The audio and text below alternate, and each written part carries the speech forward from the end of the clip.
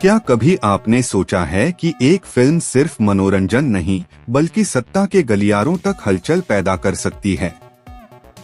जब अचानक यह चर्चा सामने आती है कि बॉर्डर 2 देखने खुद प्रधानमंत्री नरेंद्र मोदी पहुंचे थे, तो सवाल उठना तय है।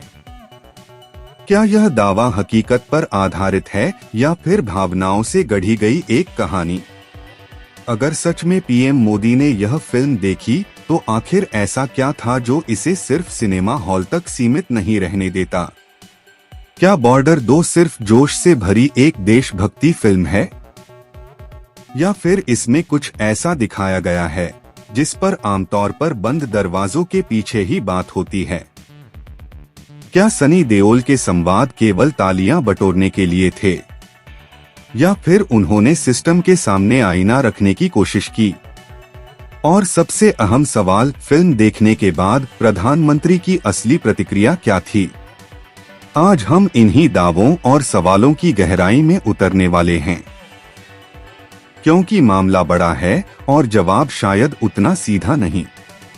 इसलिए वीडियो को अंत तक जरूर देखें और कमेंट में लिखें जय हिंद।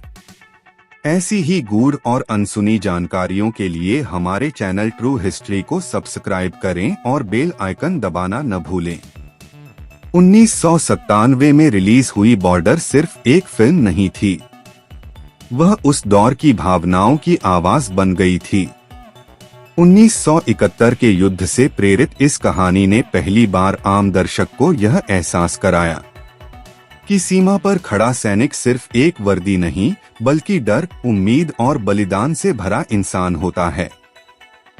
बिना भारी वीएफएक्स, असली लोकेशन और सच्चे माहौल ने बॉर्डर को एक ऐसी पहचान दी जो आज भी लोगों के दिलों में जिंदा है। इसके गाने और डायलॉग आज भी याद किए जाते हैं। ऐ मेरे वतन के लोगों जैसी भावना हर पीढ़ी ने महसूस की। इसी विरासत के कारण बॉर्डर 2 से लोगों की उम्मीदें सिर्फ एंटरटेनमेंट तक सीमित नहीं रहीं। दर्शक जानना चाहता था, क्या यह फिल्म भी वही सच्चाई, वही गहराई और वही असर दिखा पाएगी? आज के दौर में युद्ध सिर्फ गोलियों से नहीं लड़ा जाता, यह रणनीति, तकनीक और मानसिक दबाव का खेल बन चुका है। और बॉर्डर 2 इसी बदले हुए युद्ध के चेहरे को दिखाने की कोशिश करती है। यह कहानी केवल सीमा पर चल रही लड़ाई तक सीमित नहीं रहती। फिल्म उन फैसलों पर रोशनी डालती है जो युद्ध शुरू होने से बहुत पहले लिए जाते हैं।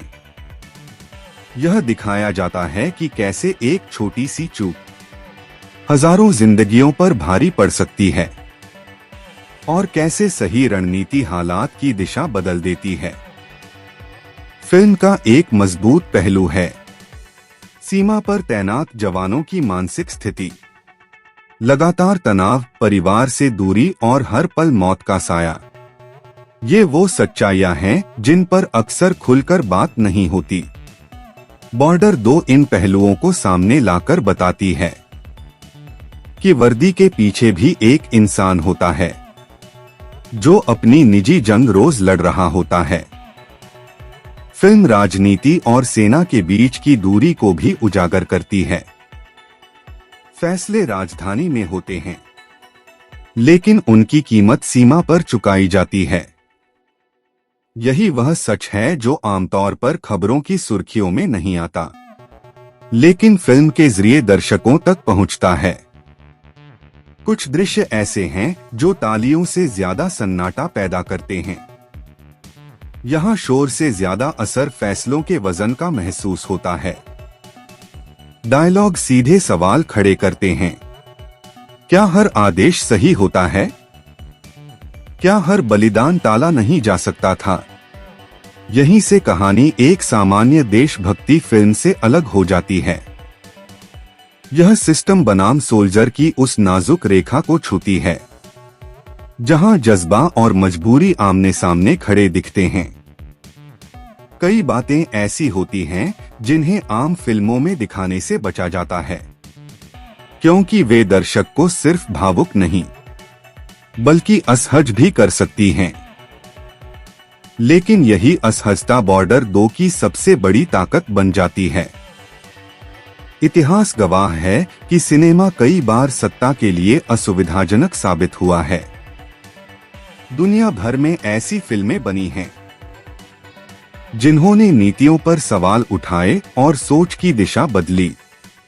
जब कोई कहानी ज़मीनी सच्चाई दिखाती है तो वह सिर्फ पर्दे तक सीमित नहीं रहती, वह उन लोगों तक भी पहुंचती है जिनके हाथ में फैसले लेने की ताकत होती है।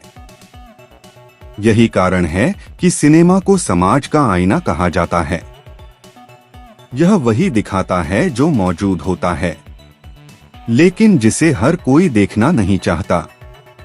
सवाल यही है, क्या फिल्में सिर्फ मनोरंजन के लिए होती हैं, या वे सोच और नीति को प्रभावित करने की क्षमता भी रखती हैं?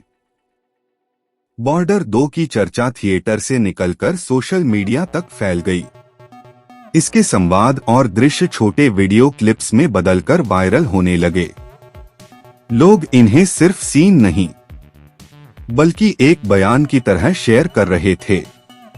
खासकर युवाओं के बीच यह फिल्म सिर्फ देशभक्ति नहीं बल्कि जिम्मेदारी और पहचान का सवाल बन गई। कमेंट्स और पोस्ट्स में बार बार यही सामने आया कि फिल्म देखने के बाद लोग सोचने पर मजबूर हुए। यही वजह है कि बॉर्डर 2 को सिर्फ अच्छी या बुरी फिल्म कहकर नहीं आंका जा रहा। यह बहस और विचार की जमीन तैयार कर रही है।